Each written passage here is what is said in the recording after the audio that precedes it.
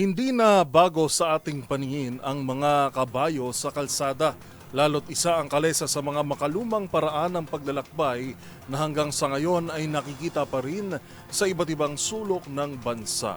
Pero what if ang kabayo na yan ay makarating pa sa drive-thru ng isang fast food restaurant? Ang kwelang eksenang yan, panoorin sa report ni Arnold Herrera.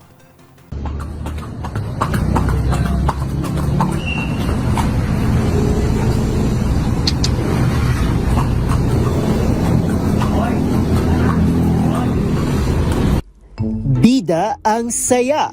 Hindi lang sa serbisyo ng fast food resto na ito, kundi maging sa good vibes na hatid ng customer na si Kenneth Villarica o mas kilala sa kanyang vlogger name na Topa Positive Vlog.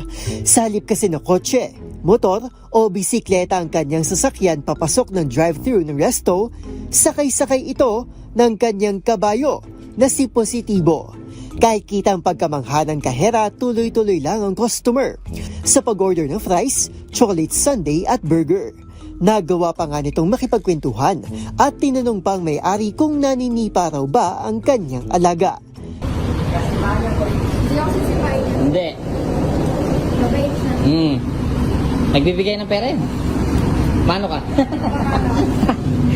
Tuwang-tuwa rin maski ang store manager at iba pang staff ng resto at masaya ring sumilip sa kamera para mapabilang sa vlog.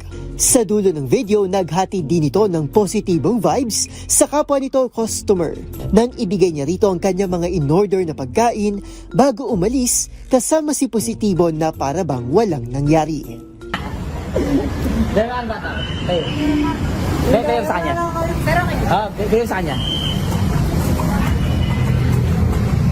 Alright, nakapag-drive-thru!